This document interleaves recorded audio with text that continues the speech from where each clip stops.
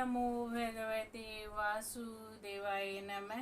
मैं सीता प्रजापति आज लेके आई हूँ वैशाख मातम में अध्याय 11वां।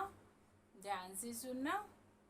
तदंतर राजा मैथिल पूछने लगा, हे महाराज, वैशाख में जो धर्म आपने वर्ण किए हैं वह बड़े सुलभ है और उनसे विष्णु भगवान प्रसन्न होकर तत्काल अर्थ धर्म काम मोक्ष प्रदान करते हैं।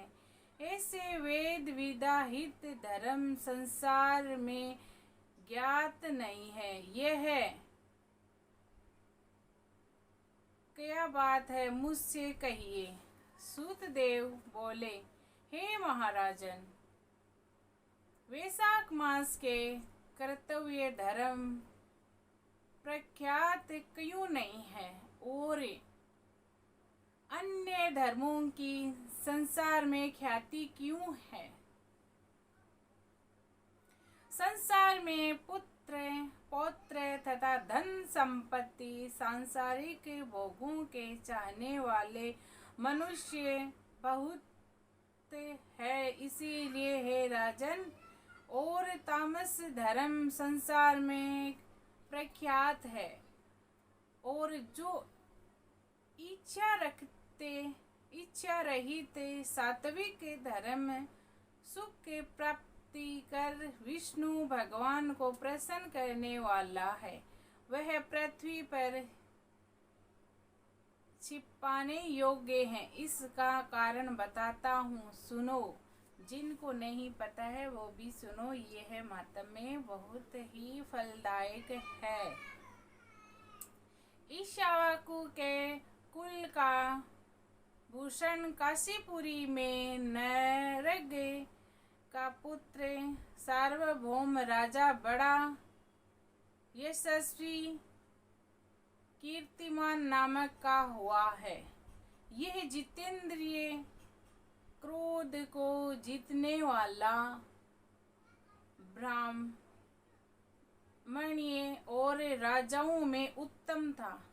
एक दिन वह आखट करता हुआ जा रहा था तो मार्ग में मुनि वशिष्ठ जी के शिष्य को देखा, जो कहीं प्याऊ लगा रहा है, कहीं छाया मंडप बनवा रहा है, कहीं वापी निर्मल करवा रहे हैं, कहीं बैठे हुए मनुष्यों के पंखे से पवन कर रहे हैं, तो कहीं सुगंधित फूलों को दे रहे हैं। मध्य यह समय छत्र रिदान कर रहे हैं, कहीं तांबूल दे रहे हैं, कहीं नेत्रों में कपूर लगा रहे हैं। तो यह देखा राजा ने पूछा कि तुम कौन हो? हाँ, तुम कौन हो?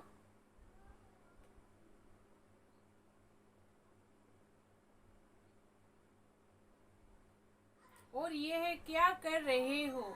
वे बोले, हम वैशाख में कर्तव्य धर्मों को गुरु वशिष्ठ जी की आज्ञा से कर रहे हैं, जिनके करने से धर्म अर्थ काम और मोक्ष मिलती है, और विशेष फल तुम गुरु जी से जाकर पूछो, वे बताएंगे आपको। हाँ, ये सब सुन राजा वहां से तत्काल चला गया और वशिष्ठ जी के आश्रम में पहुंचा। राजा गुरु वशिष्ठ जी को प्रणाम कर और वहां पर बैठे रहने लगा कि हे मुनीश्वर, मैंने मार्ग में आपके शिष्यों को शुभ कर्मों को करते देखा। इनसे पूछा कि ये क्या और क्यों, किस फल के निमित्त कर रहे हो। तब उन्होंने मुझे आपके पास भेज दिया और कहा है कि हमें बताने का अवकाश नहीं, गुरुजी के पास जाओ। इसीलिए मैं आपके पास आया हूँ कि आपसे इन धर्मों को सुनो। वशिष्ठ जी प्रसन्न हो कहने लगे, हे राजन, वैशाख मास में प्रातः काल स्नान कर विष्णु भगवान का विधि पूर्वक पूजन प्रेम से करने से दान करें और ब्राह्मणों की सेवा करें। ऐसा करने से जगन्नाथ भगवान प्रसन्न होते हैं। इसीलिए तुम अपने राज्य में भी जहाँ जो कोई वैशाख धर्मों को न करे उसे दंड दो। इस प्रकार वशिष्ठ जी से वैशाख तक सब धर्म सुन भक्ति पूर्वक उनकी पूजा कर अपने घर चले आए और तभी धर्म कर देव निरंजन केशव भगवान में बड़ी प्रतीत करने लगा। हाथी पर ढोल रख कर अपने राज्य में मुनादी करा दी कि 8 वर्ष से 80 वर्ष के वृद्ध पिता पुत्र भार्या या इष्ट मित्रों को कोई भी हो जो मेष की संक्रांति में सूर्य उदय से पहले स्नान नहीं करेगा और वैशाखोक्त धर्मों का पालन नहीं करेगा, उसको चोर के समान दंड दे देश से निकाल दूंगा। तोबा तोबा। तब तो सभी नहाएंगे ना, ऐसा किया तो। नहीं तो क्यों नहाएंगे, मस्ती से सो रहे हैं। हाँ, कोई उठना का कहे तो भी नहीं उठते हैं, बोलते हैं कि नहीं थोड़ी देर सोने दो, फिर उठ के नहा लेंगे, क्या जाएगा, समझते ही नहीं है कोई। इसीलिए राजा ने ये बहुत अच्छा काम किया। गांव में धर्मों पद देश के ब्राह्मण नियुक्त कर दिया और धर्महीन को दंड देने के लिए 10 सवार नियुक्त कर दिए। इस प्रकार इस चक्रवर्ती राजा के राज्य शासन से यह धर्म वृक्ष सब देशों में विस्तार पूर्वक फैल गया। जो मनुष्य परमाद से भी इस राजा के नगरों में मर जाते थे उनको निसंदेह विष्णु लोक प्राप्त होता था और यमलोक नहीं जाते थे, जिससे चित्रगुप्त को लिखने के लिए कुछ काम न रहा। तभी पापी लोग से नरक खाली हो गया। जय हो श्री हरि विष्णु भगवान। तब नारद जी धर्मराज के पास जाकर बोले, हे राजन, नरक में पहले जैसे हाहाकार शब्द अब सुनाई नहीं देते। खोटे कर्म करने वाले माया और धम्म से बढ़े हुए पापी मनुष्य तुम्हारे लोक में क्यों नहीं आते और चित्रगुप्त भी हाथ पर हाथ धरे बैठे हैं, इसका क्या कारण है? तब महाराज बोले, हे नारद, आजकल पृथ्वी का राजा हरिश्केश पुराण पुरुषोत्तम का बड़ा भक्त है।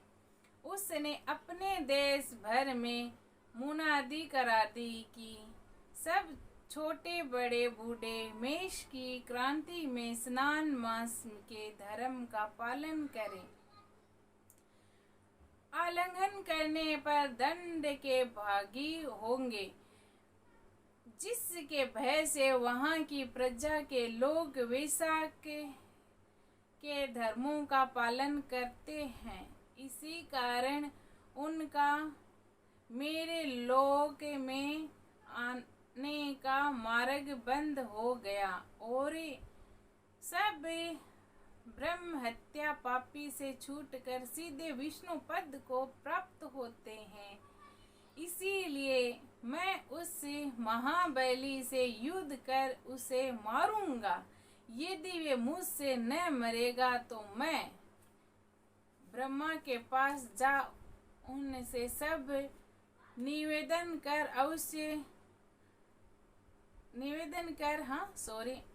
स्वस्थ हो जाऊंगा। इस प्रकार नारद जी से सलाह कर मृत्यु, रोग, जरा आदि सेवकों तथा 50 कोटि यमदूतों को ले स्वयं यमराज दंड उठा भैंसे पर चढ़ पृथ्वी पर आए। हाँ, और शीघ्र ही उस राजा की पुरी को घेर महा शंखनाद करने लगे। जब राजा ने ये सुना कि यम ने यह पूरी घेरी है, तब अत्यंत क्रोध कर अपनी सब सेना सजा नगर से बाहर आया। दोनों में घोर युद्ध हुआ।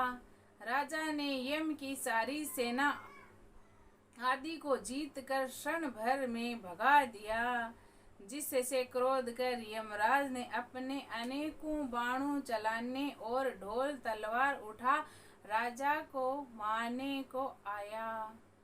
तब राजा ने 3 बाणों से यमराज के धनुष, ढाल, तलवार आदि सब काट कर गिरा दिए और एक तीक्ष्ण बाण यमराज के समस्त में मारा।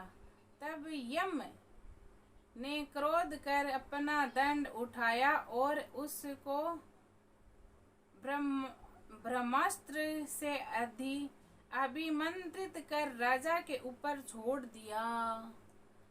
यह देख विष्णु भगवान ने अपने भक्त की रक्षा के लिए सुदर्शन चक्र छोड़ा, जो रण में आ ब्रह्मास्त्र का निवारण कर यम को मारने को उदित हुआ। जय हो श्री हरि विष्णु भगवान, जय हो। तब राजा सुदर्शन चक्र को नमस्कार कर स्तुति करने लगा कि इस यम की रक्षा करिए। तब सुदर्शन चक्र राजा की स्तुति करने पर बैकुंठ को चला गया और यम बहुत उदास हो ब्रह्मा जी के पास गया, जहाँ लोकपाल और दिग्पाल बैठे उपासना कर रहे थे। उसने देखा चारों इतिहास पुराण शरीर धारण कर खड़े हैं। नदी सरोवर मूर्तिमान विराजमान है। पीपल आदि सभी वृक्ष खड़े हैं। वापी, कुआं, तालाब और पर्वत सब मूर्तिमान है। दिन रात, पक्ष, मास, कला, काष्ठा, नेमिष, ऋतु, यन, युग, संकल्प, विकल्प, नेमिष, उन्मेष, रक्षिक, योग, कर्ण, पूर्णिमा, अमावस्या, सुख, दुख, भय, लाभ, अलाभ, जय, अजय, संतोगुण, रजोगुण, तमोगुण, शांति, मूड, अतिपोर, प्राकृतिक विकार, कफ, वात, पित्त आदि सब चराचर मूर्तिवान सेवा में खड़े हैं। उनके बीच में यमराज सेवकों सहित लज्जावान हो मुख मलिन कट वृक्ष की भांति जा गिरा और त्राही त्राही पुकारने लगा, जिसको देख सभी आपस में आश्चर्य से कहने लगे कि यम के यहाँ आने का क्या कारण है, जिससे यम को काम से क्षण भर भी अवकाश नहीं मिलता, जिसके वस्त्र फट रहे हैं। चित्रगुप्त भी इसके पीछे पीछे ही आया है। यमराज कहने लगा, हे कमलासन, मेरी प्रतिष्ठा भंग हो गई। मुझे खूब पीटा है, मेरे वस्त्र आदि छीन लिए हैं। आपके होते हुए मेरी ये दुर्गति हुई। यह सुन सभा में बड़ा भारी कोलाहल हुआ। तब पवन ने ब्रह्मा की सलाह से सबकी वाणी रोक दी और यम को वहां से उठाया और आसन पर बिठा पूछने लगा कि यह दुर्गति तुम्हारी किसने की है। तू कुशकेतु जो सबके पिता है उनके सामने अपना सब वृत्तांत कहना, वह तुम्हारे हृदय स्थल दुख को दूर करेंगे। तब पवन के कहने पर यमराज कुशकेतु के पुत्र के मुख की ओर देख बड़े दीन स्वर और गदगद वाणी से सत्य सत्य बोलने लगा। श्री हरि विष्णु भगवान की जय। 12वां अध्याय। यम बोला, हे शंभु ब्राह्मण, मेरी बात सुनो। मेरा लोप हो गया। मैं मरने से भी अपने पद के खंडन को अधिक मानता हूँ। हे कमलासन, आपने स्वामी के यहाँ रहकर उसके नियुक्त किए कार्य को जो नहीं करता है वह खून बनता है। जो बिना कार्य खाता है तिर्यक योनि में जा 300 कल्प तक नरक भोगता है। जो निष्प्रह होकर अपने स्वामी का काम पूरा नहीं करता वह घोर नरक भोगकर कौवा की योनि पाता है। जो अपने कार्य में तत्पर रहकर स्वामी के कार्य को बिगाड़ देता है वह 300 कल्प तक चूहे की योनि पाता है। तौबा तौबा। जो कार्य करने की सामर्थ्य होने पर भी घर रह जाता है वह बिल्ली की योनि पाता है। सो हे देव, मैं आपकी आज्ञा अनुसार प्रजा के धर्मों का साधन करता हूँ और उनके कर्मानुसार पुण्य और पाप कर्म को धर्मशास्त्र के जाने वाले मुनियों द्वारा भली भांति विचार कर कल्प के भांति वर्तमान में जो यातना होती है वो मैं देता हूँ। हे प्रभु, अब मैं आपके नियोग को करने में समर्थ नहीं हूँ, क्योंकि कार्तिकमान राजा ने पृथ्वी से आपका नियोग उखाड़ दिया है।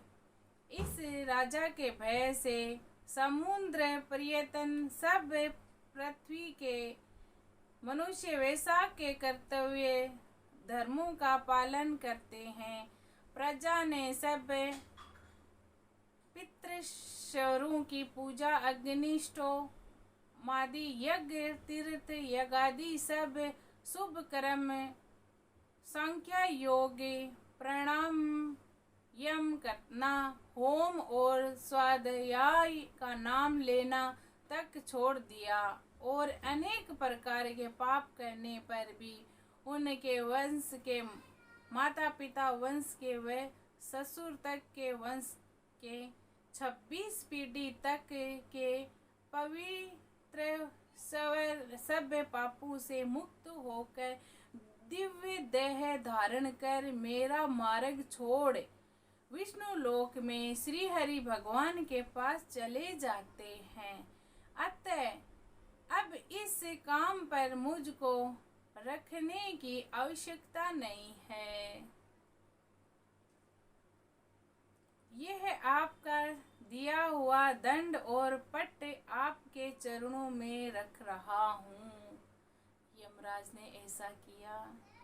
हे ब्राह्मण, जो अनेकों तीर्थ स्नान, दान, तप, व्रत करने से उनके प्रकार के धर्मचरण करने से प्रयास में पतन होने रण में मरने से, यज्ञ आदि करने से देव गति नहीं मिलती है।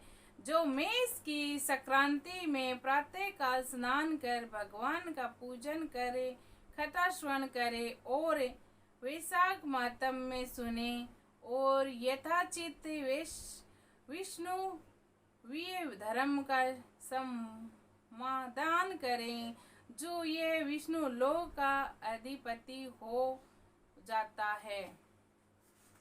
जय हो श्री हरि विष्णु भगवान की जय। जय हो जय हो। कि आज्ञा से वैसा के कर्मों को कर सभी मनुष्य वैकुंठ को चले जाते हैं। यह राजा मेरा तथा आपका परम शत्रु है। हे जगतपते, इस राजा का निग्रह करना उचित है। यदि हम उसकी अपेक्षा कर देंगे तो केवल विष्णु भगवान के चरणों का आश्रय लेकर वह राजा इस संपूर्ण लोक को वैकुंठ में ले जाएगा, इसमें संदेह नहीं। इस कीर्तिमान राजा ने मेरी लिपि दूर कर दी है, ऐसा किसी क्षत्रिय में आज तक नहीं किया। हे प्रभु, पट्टमार्जन की बात तो पुराणों में भी नहीं सुनी। उस राजा के सिवा भगवान ने तत्पर ऐसा राजा कोई नहीं हुआ जिसने पट्टमार्जन की घोषणा कर दी हो और यमलोक में आने का मार्ग रोक दिया हो। जय हो श्री हरि विष्णु भगवान की जय हो। 13वां अध्याय। ब्रह्मा जी कहने लगे कि यम, इस समय क्या आश्चर्य की बात है, क्यों दुखी होते हो? सद्गुण से ईर्ष्या करना मरणांतक होता है। उसके उच्चारण मात्र से ही परम पद की प्राप्ति होती है। फिर राजा के शासन से विष्णु लोक को क्यों न जाए? जिनकी जिह्वा पर श्री हरि ये 2 अक्षर विराजमान है और जो विष्णु भगवान को प्रणाम करते हैं, स्मरण करते हैं और उनके गुण गान वाद गान करते हैं, उनको अवश्यमेव यज्ञ के सामने फल मिलता है। संपूर्ण पाप दूर हो जाते हैं। भगवान प्रसन्न होने से विष्णु लोक प्राप्त कर सायोज्यता प्राप्त करते हैं। यज्ञ करने वाले कुरुक्षेत्र या सरस्वती से स्नान करने वालों को तो फिर से जन्म लेना पड़ता है, परंतु वैशाख मास में जो माधव भगवान के धर्मों का पालन करता है, उन पर विष्णु भगवान प्रसन्न होकर सदा उनकी सहायता करते हैं। हे शौर्य, उस राजा का प्रभाव मेरे वश में नहीं है, क्योंकि वासुदेव भगवान के भक्तों का अशुभ कहीं नहीं होता है। उसको जन्म मृत्यु जरा व्याधि आदि भय नहीं व्याप्ते। स्वामी के नियुक्त कार्य करने पर देहधारियों को कुछ अपराध नहीं होता। यम दूत, तू इस कार्य के करने में असमर्थ है तो तेरा क्या दोष, तू शोक मत कर। ब्रह्मा जी के ऐसे कहने पर यम बहुत दुखी हो दीन वाणी से कहने लगा, हे तात, अब मुझे अपने काम पर जाने की इच्छा नहीं है। इस महावीर्यवान राजा को जब मैं अपने धर्म से चलाया मान कर दूंगा, तब कृत्य होऊंगा। हे कृपालु, आप मेरे इस कार्य को सिद्ध करा दीजिए, तब मैं फिर शासन करूँगा। यह बात सुन ब्रह्मा जी यम से कहने लगे कि इस विष्णु धर्म पुराण राजा का निग्रह तू नहीं कर सकता। फिर ब्रह्मा जी यम को साथ ले क्षीर सागर में विष्णु भगवान के पास गए और सांख्य योग द्वारा स्तुति करने लगे। तब विष्णु भगवान प्रकट हुए तो यम और ब्रह्मा ने प्रणाम किया। तत्पश्चात विष्णु भगवान ने आने का कारण पूछा। ब्रह्मा जी बोले, हे श्रेष्ठ, आपके दास राजा के शासन में सब मनुष्य वैशाख धर्मों को करके विष्णु पद को प्राप्त करते चले जा रहे हैं। इसी कारण यमपुरी शून्य हो गई है। इससे अत्यंत दुखी होकर ये यम राजा से युद्ध करने गया और उसको मारने का दंड उठाया। तब आपके चक्र ने उसे परास्त कर दिया तो यह दुखी हो मेरे पास आया। अब आपके महात्मा भक्तों को दंड देने की सामर्थ्य नहीं रखते हैं। अतएव हे महाविभोगों, हम आपकी शरण में आए हैं। इसीलिए हे प्रभु, उस राजा को दंड देकर आप अपने यम की रक्षा करिए। ब्रह्मा के यह वाक्य सुनकर विष्णु भगवान हंसे और ब्रह्मा जी व यम से बोले, मैं लक्ष्मी तथा प्राण और दंड श्रीवत्सव कौस्तुभ मणिक तथा वैजंती माला श्वेत दीप वैकुंठ क्षीर सागर शेष और गरुड़ का त्याग कर सकता हूँ, परंतु ऐसे भक्तों को कदापि नहीं त्याग सकता जिन्होंने मेरे लिए संपूर्ण भोग त्याग दिए, प्राण छोड़ दिए, मुझ में ही अपनी आत्मा को लगा लिया। उन्हें मैं कैसे छोड़ सकता हूँ? अतएव यम, मैं तेरे दुख को दूर करने का उपाय बताता हूँ।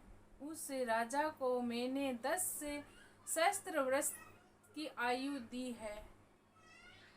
उसमें से 8 सहस्त्र बीत चुके हैं।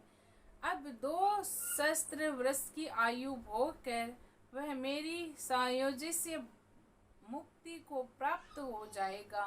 तब तो एक वेन नामक का राजा बड़ा दुराचारी होगा। वह सब वेदांत धर्मों का लोप कर देगा। तब वैशाख के धर्म भी नष्ट हो जाएंगे।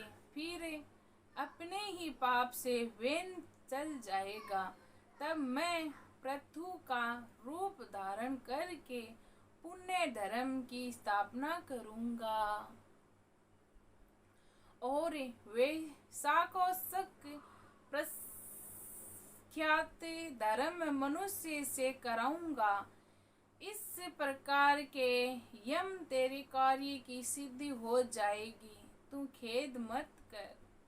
वैशाख के धर्म में निष्ठ आत्माओं द्वारा इस वैशाख मास में भी तुझे भाग प्राप्त होगा। राजा से भी तेरा भाग मिलेगा। तू खेद को छोड़कर पराक्रम प्राप्त होने योग्य बन।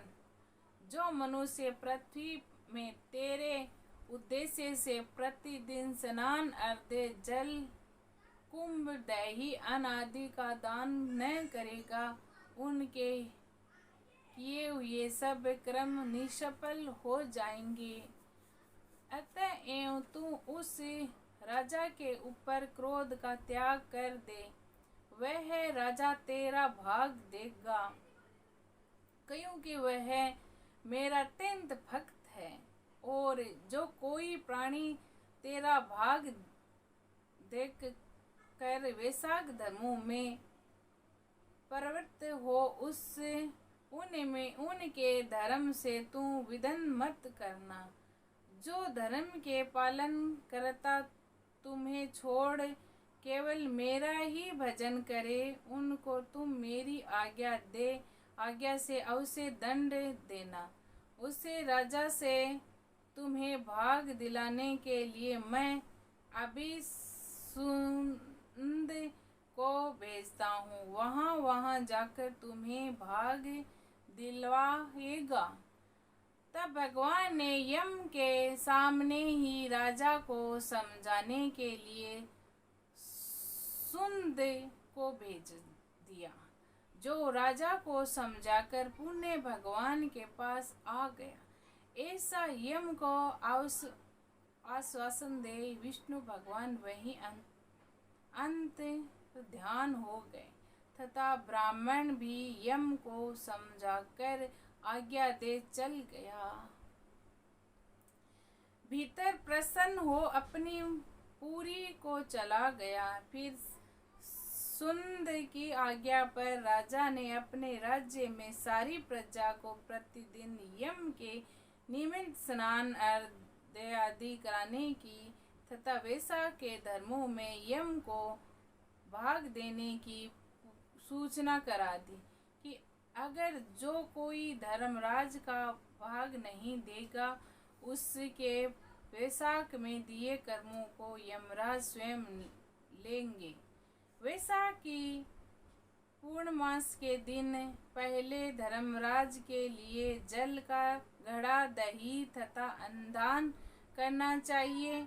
फिर पवित्र सरोवर के निमित्त गुरु के निमित्त पीछे जनार्दन मधुसूदन भगवान के निमित्त उनकी प्रतिमा बनाकर धर्म के चलाने वाले गरीब ब्राह्मण को शीतल जल, दही, अन्न, तांबूल, दक्षिणा और फल खांसे के पात्र में रखे अर्पण करना चाहिए।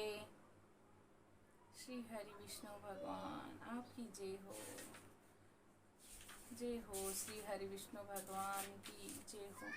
और राजा स्वयं भी ऐसा ही करने लगा। तत्पश्चात राजा अपनी शेष आयु को पूरी कर यथोष्ट भोग पौत्र आदि समेत वैकुंठ को चला गया। फिर वनि नाम का एक नीच राजा हुआ। उसने सब धर्म तथा वैशाख धर्म को लोप कर दिया। अतः सब प्राणी धर्म को करना भूल गए। इसी कारण वैशाखोक्त धर्म बहुत प्रसिद्ध नहीं रहा। विष्णु भगवान के कोई विरल भक्त ही नहीं इन धर्मों को जानते ही नहीं थे। बोलो श्री हरि विष्णु भगवान की जय हो।